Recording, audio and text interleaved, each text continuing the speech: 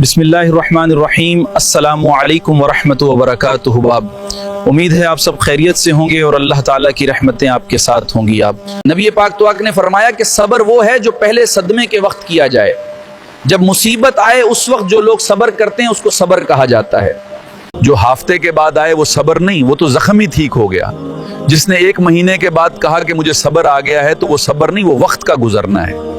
तो सबसे पहली बात ये देखिए कि खुद पर आपको कितना काबू हासिल है, आपने खुद किस तरह का रवैया रखना है। ये आपके किरदार की मजबूती का पहला कदम है। आप बिल्कुल परेशान हो रहे हैं, आजमाइश में आ रहे हैं, हाथ पांव फूल रहे हैं, तो इससे आप और ज्यादा परेशान हो जाएंगे। मुश्किलात आ जाती हैं, तकलीफें आ जाती हैं, जिंदगी में हादिसात हो जाते हैं जो आप नहीं चाहते, जिसका आपने कभी तसव्वुर नहीं किया होता, वो काम भी कई दफा हो जाता है। नबी पाक अलैहिस्सलाम ने फरमाया, रब जिसे बड़ा सवाब देना चाहता है ना, उसे बड़ी आजमाइश में मुब्तला करता है। और अगले लफ्ज सुनेंगे तो आप हुजूर फरमाते हैं, जब अल्लाह ताला किसी कौम से मोहब्बत करता है ना तो फिर उन्हें आजमाइश में डाल देता है। जो उस आजमाइश में रब से राजी रहे ना, रब भी उससे राजी रहता है। जो इस आजमाइश में रब से राजी रहे ना, रब भी उससे राजी रहता है। और जो इस आजमाइश में नाराज हो जाए ना तो वो शिकवे करने लग जाता है, अल्लाह भी उससे नाराज हो जाता है। आजमाइशें तो आएंगी, दुख तो आएंगे, ये आ जाते हैं, उनका बड़ा मजा होता है। मुसीबत, परेशानी, दुख, हादसा, वाकया, बेखैर मुतवक्का चीज आपकी जिंदगी में आ गई, बेखैर मुतवक्का चीज आपकी जिंदगी में आ गई। आप तवक्को नहीं कर रहे थे, आप तो किसी और चीज के लिए तैयार थे, आपके तो इरादे कुछ और थे, लेकिन कुछ हालात और हो गए से।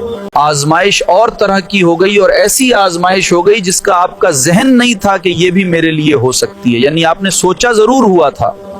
तो अब ये क्या है, हम क्योंकि मुतलाशी होते हैं सुकून के, राहत के, कि अब मैंने ये ठीक कर लिया है, अब मैंने घर बना लिया, से फलां काम मैंने ठीक किया।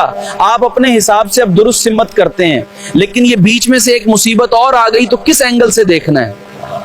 तकलीफ अगर आप समझें कि मेरे महबूब की तरफ से आई, वैसे महबूब पे गुस्सा नहीं आता, पता आपको उससे प्यार हो जाए, उसकी बुरी बातें भी इंसान को अच्छी लगती हैं, उसका ऐब नजर नहीं आता। आपको कभी ये अंदाजा हो जाए ना कि दुख जो आया है, तकलीफ जो आई है, राहत जो आई है, करम जो आया है, अता जो आई, तो जो आई है महबूब की तरफ से, यानी दुख आया है। आया किधर से, मैं एक दफा ना कुछ बीमार था। ज्यादा मुनफरद बात ये, अनोखी बात ये है कि मेरा एक बच्चा भी बीमार था, और उस पर थोड़ी सी मुश्किल ये कि कुछ छोटी मोटी अर्द गिर्द की परेशानियां भी थी। ये तामीरी काम चल रहा है, फुलाना काम चल रहा है और फुलाना काम चल रहा है, हमें उन सबको देखना है। हजरत उस्मान से रिवायत है कि रसूलुल्लाह ताक़ ने फरमाया है कि तुम में सबसे बेहतर वो इंसान है जो खुद कुरान सीखे और दूसरों को भी सिखाए। खैरुकुम मन तुअल्लमल कुरान व अल्लमह। इसका मफहूम यह है कि तुम में से बेहतरीन शख्स वो है जो कुरान सीखे और दूसरों को भी सिखाए। अल्लाह ताला फरमाता है, वरतुइलिल कुरान तुरतीला, यानी और कुरान को ठहर ठहर कर खूब पढ़ा करो ताकि इसके माना। इन्ना हादल कुरान युहदी लल्लती हिया अक़वाम, बेशक ये कुरान उस रास्ते की हिदायत देता है जो सबसे सीधा है। और कुरान मजीद अल्लाह का कलाम है, ये एक मुकम्मल ज़ाबिता के हयात है, ये क़यामत तक महफूज किताब है, ये दिलों को सकून देने वाली किताब है। और कुरान के 5 मशहूर नाम हैं जो कि ये हैं अल कुरान, अल फ़ुरक़ान, अल किताब, अज़्ज़िक्र और अन-नूर। ये अल्लाह वो है जिसके सिवा कोई इबादत के लायक नहीं, वो जिंदा है और सबको कायम रखने वाला है, उसे न ऊँघ आती है और न नींद। कुल हुवल्लाहु अहद, meaning say that Allah is one.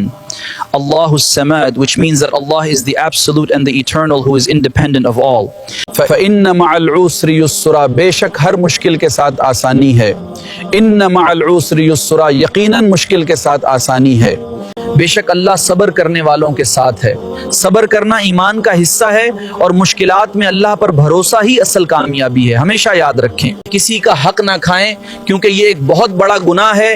और हम सबको चाहिए कि हम अपनी जिंदगी में ईमानदारी और दयानतदारी को हमेशा फौकियत दें। आपका जहन भी बहुत बड़ा है।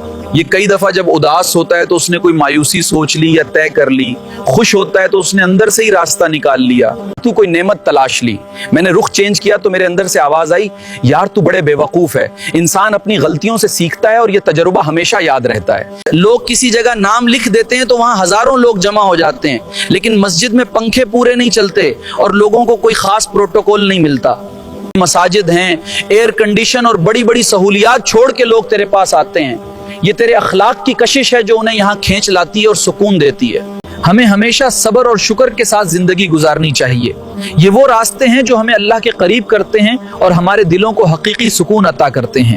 تیرے اوپر تھوڑی سی کبھی تکلیف آتی ہے تو طبیعت پہ بوجھ بنتا ہے. اچھا تو بڑا رئیس ہے, سکھ سارے قبول لیکن دکھ کوئی نہیں. یہ کیسے خوشی خوشی اور ذرا 2 4 5 چیزیں اکٹھی ہوئے نہیں اور دل تیرا بے چین ہوا نہیں تو سونا. یہ زندگی کے چھوٹے چھوٹے لمحات ہی انسان کو حقیقی سکون کی طرف لے جاتے ہیں. نبی کریم علیہ السلام نے فرمایا قیامت کے دن اللہ تعالیٰ لوگوں سے فرمائے گا, سب سے پہلا سوال لوگوں سے, مختلف احادیث میں مختلف سوال ہیں جو سب سے پہلے ہوں. اس حدیث میں فرمایا اللہ قیامت کے دن سب سے پہلا سوال بندوں سے یہ پوچھے گا, مجھ سے ملنے کو جی چاہتا تھا, میرے پہ لانگ کئی مہینے تے برس گئے تے تیری دید نو دیدے ترس گئے. مجھ سے ملنے کو جی چاہتا تھا, میں آپ کو بات عرض کروں مزہ نہیں آ جائے گا, رب رسول کو دکھڑے سنانے کا لطف نہیں آ جائے گا, ان کی بارگاہ میں بیٹھ کے حال دل عرض کرنے کا کیا منظر ہوگا, کیا رنگ ہوگا, کیا رنگ. جس نے موت اور زندگی کو پیدا کیا تاکہ تمہیں آزمائے کہ تم میں عمل کے اعتبار سے کون بہتر ہے. اور ایک اور مقام پر اللہ تعالی فرماتا ہے کیا تم نے یہ سمجھ رکھا ہے کہ ہم نے تمہیں یوں نہیں بیکار پیدا کیا ہے. نبی کریم صلی اللہ علیہ وسلم نے فرمایا کہ اللہ تعالیٰ تمہارے کمزور لوگوں کی وجہ سے تمہیں رزق دیتا ہے اور تمہاری مدد فرماتا ہے, لہٰذا ہمیں ان کا خاص خیال رکھنا چاہیے. اسی لیے کسی غریب, کمزور, بیمار یا مجبور انسان کو حقیر نہیں سمجھنا چاہیے.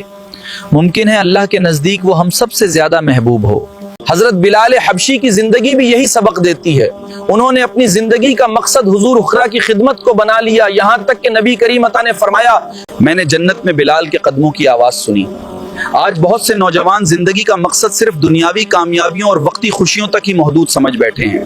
لوگ آج کل ویوز, لائکس, اسٹیٹس, شہرت یا لوگوں کی تعریف کو کامیابی سمجھ بیٹھے ہیں, حالانکہ اصل کامیابی یہ ہے کہ انسان اپنے رب کو راضی کر لے, نماز قائم کرے, والدین کی خدمت کرے, لوگوں کے کام آئے, دین سیکھے اور کوئی ایسا کام کرے جو مرنے کے بعد بھی نفع دیتا رہے. یہی حقیقی کامیابی ہے. بے مقصد زندگی سب سے بڑی محرومی ہے اور اللہ کی رضا والا مقصد سب سے بڑی کامیابی ہے.